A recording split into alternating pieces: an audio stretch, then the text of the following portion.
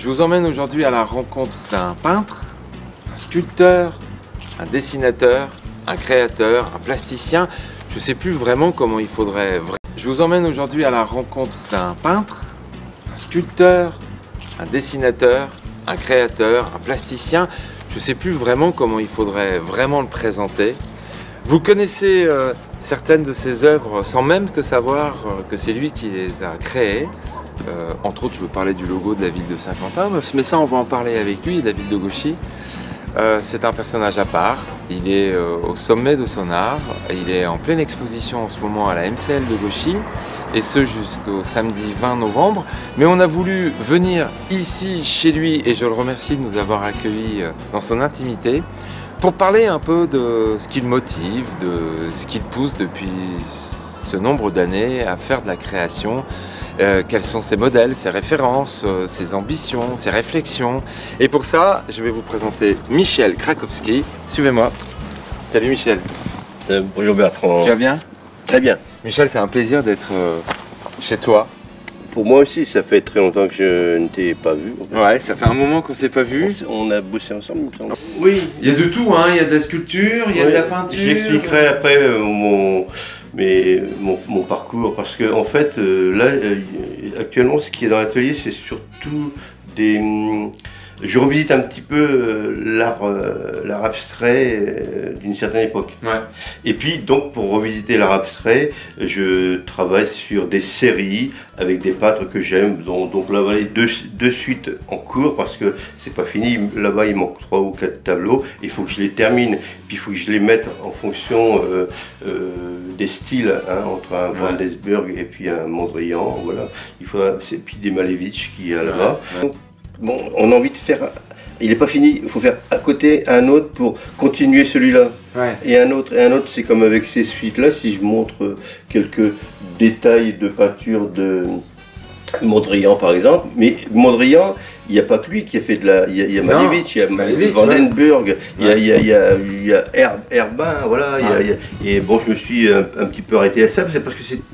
une période que j'aime particulièrement. 1910, donc, voilà, 1910, c'est le carré noir de Malevich et ça. On est là-dedans, hein, 1915. Hein. Et pour faire un petit clin d'œil, donc puis des choses que voilà, qu'il faut réactualiser parce que c'est parfois inconnu ça. Hein. On peut parler de cubisme? On est en plein dedans ou pas? Pas tout à fait, là on est dans l'art géométrique abstrait quand même, hein, parce que j'ai choisi, il y a plein de périodes d'abstraction, mais moi j'aime particulièrement cet art géométrique très... on raconte on a par exemple des paysages, mais qui sont exclusivement construits de géométrie et de couleurs. Il y en a quelques-uns, c'était... on en voit là-haut, là. Ouais, on en voit là-haut, là. Puis le très grand qui n'est pas terminé, que je vais terminer un jour, en fait. Non, mais c'est ce qu'on disait. Voilà. En fait, tu commences... C'est ça un artiste. Voilà, je commence, ça, en fait. Je laisse de côté, puis de temps en temps, je me fâche avec moi-même, je dis, bon, ça, c'est comme ces suites abstractives, j'appellerais, il faut que je les termine. Ouais. Bon, je peux pas les exposer, c'est pas celui qui a l'œil, c'est pas fini. Hein. Bon, moi, voilà. En fait, avant de dire ce que tu fais aujourd'hui, mais j'ai un peu de mal à dire ce que tu fais aujourd'hui, ce que tu fais avant, puisque tout ça c'est des continuités. Moi je voudrais qu'on parle 5 minutes des portraits.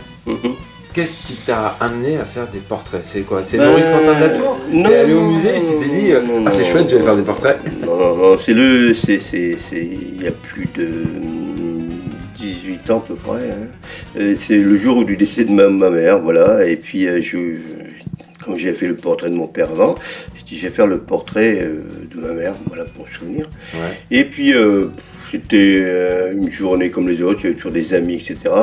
Et puis dans les discussions est venu pourquoi t'en fais pas 10, 20 Et puis après réflexion, j'ai dit bon, je vais peut-être en faire une vingtaine, une trentaine pour faire une expo sur le portrait. T'inspirait? Oui, bien sûr. C'est plus le panel, représenter la société. Voilà une société qu'on allait en essayant de mettre... Bon, faut faire attention dans ce genre d'exposition, des tas de gens différents, surtout parité homme-femme déjà, bon, voilà. Puis à partir de là, de choisir quand même des gens qui font des choses intéressantes, enfin, qui faisaient des choses intéressantes à l'époque. Donc voilà. Alors c'est intéressant parce qu'en fait, moi ce que j'ai retenu, ou ce que je retiens de ton œuvre, mais je retiens peu parce que je découvre, J'ai le sentiment, on va parler des objets tout à l'heure, que c'est une continuité. Tu vas voir pourquoi je dis ça. J'ai le sentiment que c'est une continuité. J'ai le sentiment que j'ai un artiste face à moi qui porte un regard sur le monde dans lequel il vit. Et quand tu recycles ces objets, c'est aussi un regard que tu montes dans que tu veux porter sur ce monde. Ouais. Quand tu me parles des portraits qui racontent un Oui. peu l'environnement dans lequel on est. Et les portraits, j'ai oublié de préciser que les gens qui étaient dessinés avaient pour obligation de raconter quelque chose. C'est-à-dire qu'un boxeur, par exemple, mettait sa photo de champion de France de boxe avec tous les souvenirs. Un musicien montrait ses talents avec d'autres musiciens, avec des photos souvenirs. C'était libre.